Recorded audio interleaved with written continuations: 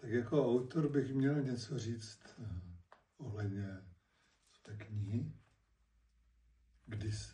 proč jsem ji měl vydat, za jakým účelem, kdy to přišlo. Na všechny otázky můžu odpovědět, nevím.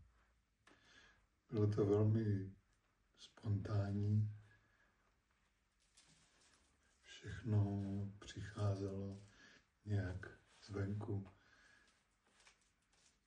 Psal jsem ty texty na obrousky, abych na ně nezapomněl. A proč jsem se rozhodl vydat?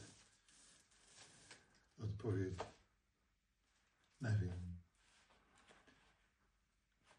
Jenom mám pocit, že ji mám vydat a že by mohla mnohým lidem pomoct. To je asi všechno.